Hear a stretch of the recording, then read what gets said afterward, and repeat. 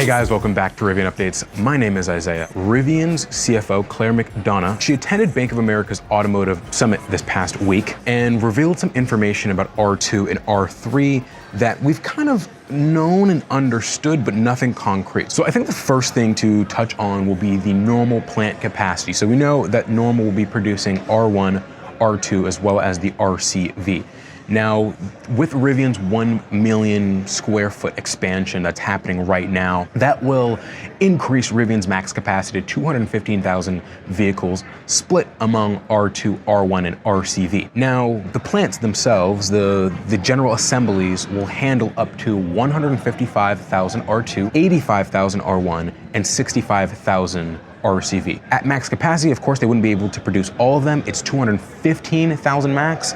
But let's say that they want to produce less R2 and more R1, if they want to produce less R1, R2, more RCV, or they just wanted to produce as many R2 as possible and then added some R1 and RCV, they're able to do that. And this is something that's been known for quite some time, but then this leads into shifts. So this is something that I believe has been discussed for the first time, talking about shifts for R2. So any vehicle, we know ramping production is probably one of the longer parts of getting your vehicle. Of course, you have to build the factory. And yes, you can start production, but scaling the product, the logistics of that, it takes time. It'll phase out into 3 different shifts. Right now, I believe Rivian is on 2 shifts. There are some rumors that Rivian's right now on like 1 shift or limited days of work because they have too many R1 and RCV inventory, and they want to go through the inventory before they continue to build. And so the goal is by the end of 2027, there would be a 3rd shift, and that would handle full capacity for the normal Illinois factory. It'll start off with the first shift in the first half of 2026. By the end of 2026, they'll introduce a 2nd shift, and then there would be a 3rd shift. But this would just be 3 shifts for just R2. And of course, each shift is 8 hours, 24 hours in a day. That means the R2 factory would be running 24/7, just running, pushing out vehicles.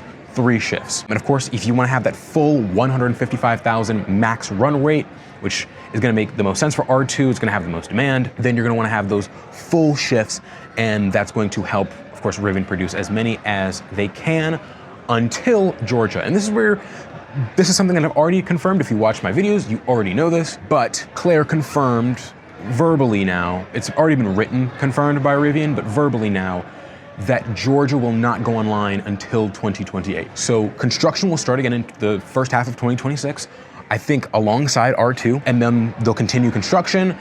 By the end of 2027, the factory should be done. 2028, first half, we start seeing the first phase of the Georgia factory. So the Georgia factory is 2 phases. It's the first 200,000, and the 2nd phase is the second 200,000. That's a total capacity of 400,000 vehicles. And that's also when we're going to see R3 introduced. And so this kind of comes into other news that I talked about. R3 will likely not come out until 2028, which is a bummer. Clearly, Rivian unveiled this way too early. It built a lot of hype. But 2028 is 4 years until it is actually in production and delivered. And that is just really long for a concept. And so they released R3 early. I just think not realizing that it was going to be further out. So that's why it was released early. But R3 is probably not going to come out until 2028 at the earliest, which is a bummer. Unless maybe Rivian expands normal again just a little bit, does some R3X production, keep it simple, just R3X, and that could be nice, but I just think that's unlikely to happen, and they just want to focus on getting Georgia out, launching R3 in Georgia, and calling it a day. It was also mentioned that the R2 could be coming to Europe as early as the end of 2026. Of course, the R2 website says Europe 2027.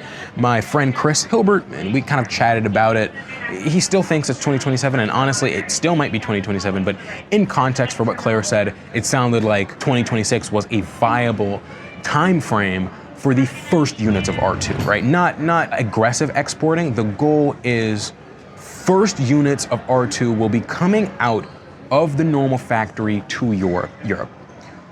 Then, once they get more R2 units in Georgia, then they'll start aggressively exporting it to Europe.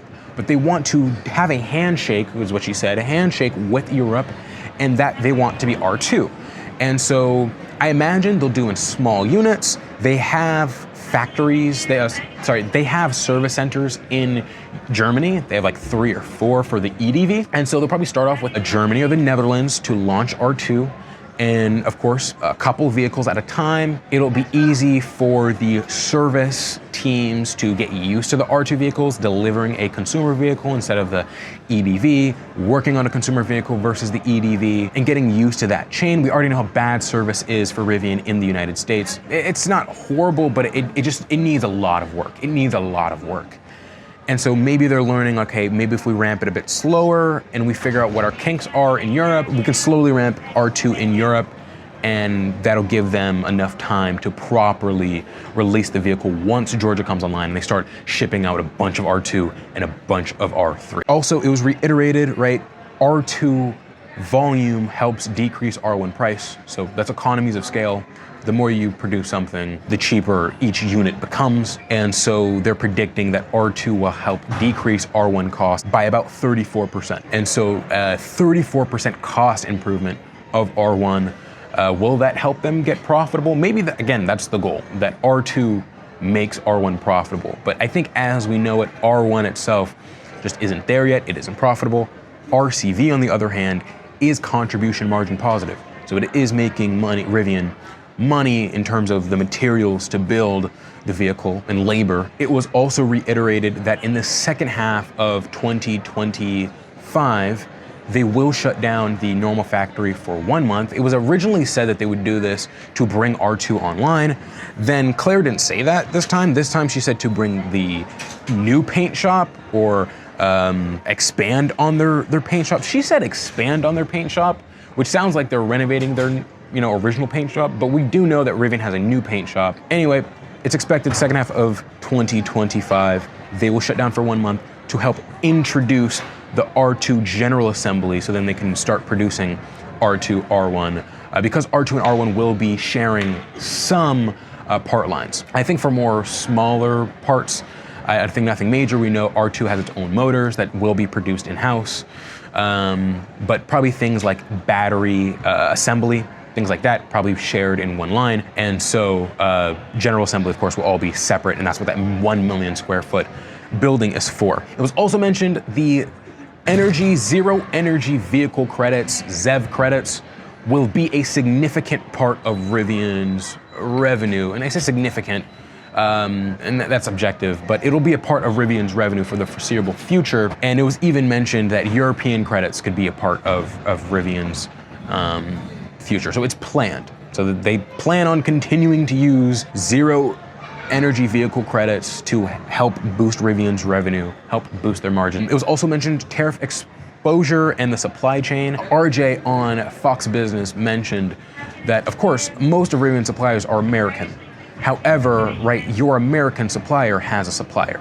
So you might be getting your aluminum from an aluminum company in the United States. But some chemical used to refine the aluminum might come from China. So the point is, you have multiple tiers to your supply chain, and there are parts of the supply chain that are exposed to tariffs. You have Chinese manufacturing partners. And so regardless, Rivian is exposed in some way. But Rivian, on the better end, right, they produce their vehicles in North America, in Illinois. Majority of their parts are made in Mexico, North America, or Canada, with the NCMA or whatever the agreement between Canada, Mexico, and the United States was. And so they, right, of course, gain from that. We've actually already seen Rivian increase the cost of the R1S Dual Large by $1,000. Not sure if that was tariff related or related with something else, but do not be surprised if Rivian increases, the price of a specific wheel or specific trim, $500, something like that. Now, sticking on the financial side, it was also mentioned by Claire that Rivian does not expect to raise any capital in the foreseeable future. They have enough capital to get them in the near term. And of course, they have that Department of Energy loan to help build a factory. And so all of the cash that they have is really for expanding infrastructure, expanding normal, and keeping company operations at pace. Of course, their deal with Volkswagen, when Rivian achieves another positive quarter of gross margin, they will receive, I believe, like another $1 billion, and that'll give them more cash. And then kind of ending this all, Claire also mentioned the high margin versus price sensitive buyers, which I thought was the most interesting. And I'll make a video about this, but a lot of people are stretching themselves for the dual standard. And so the standard is the cheapest, and a lot of people are just going for the standard battery pack. Just makes sense, it's the cheapest option. I think logically, right, most volume ends up being the cheaper standard base option. When I mean option, I mean configured vehicle, base vehicle, powertrain. But of course, people might upgrade, they might get different wheels, they might get different paint. But the point is the dual standard clearly has volume. And then of course, on the opposite end of things, you have something like the Tri-Max or the Quad Max that has excellent margins for Rivian, that boosts their margins. They want to sell more Tri. And this is why Rivian pushes the Tri-Max heavily. That's why they have the California Dune in Tri, because they really want people to buy the Tri because the margins on the Tri are thick, right? They're thick. And so they want people to buy the Tri. It helps boost their margins. But on the opposite end, right, there are a lot of people who want to buy their lower margin vehicles. So they're currently making sure that they're balancing their lineup in a way that buffs their margins, but also provides enough value. And again, I'll make a whole video on this, but I would love to see Rivian introduce a single motor, rear wheel drive R1 vehicle. I mean, a lot of people go for single motor vehicles. Tesla did single motor for the Model S and X early on. And so, or it might have been the Model S, but I think a single motor Rivian, I mean, it would chew through tires, but a standard range battery, it'd be a little more efficient. It could be a cheaper option, starting at 59,000, 900 something. It'll move people from, until R2 gets here, the Model Y into R1. But with R2 around the corner, it might not make sense for Rivian to make a single motor R1 because then it would eat some of the sales of R2. But the point is, I would love to see a cheaper R1, okay? A cheaper R1 would be awesome. And I believe there are other ways that Rivian could boost their margins. Captain chairs are like, people want that, and that could be a $2,000 option. Rivian has not done this. So things like this, these smaller options I think could help, but I thought I would talk about this. I'm in the LA airport. I'm thinking I should probably shoot out some videos, so you might see some other videos of me in this format here. But yeah, let me know what you guys think down in the comments below. Of course, we have Rivian earnings coming early May. May is going to be a big month. My name is Isaiah, and I will see you guys in the next one.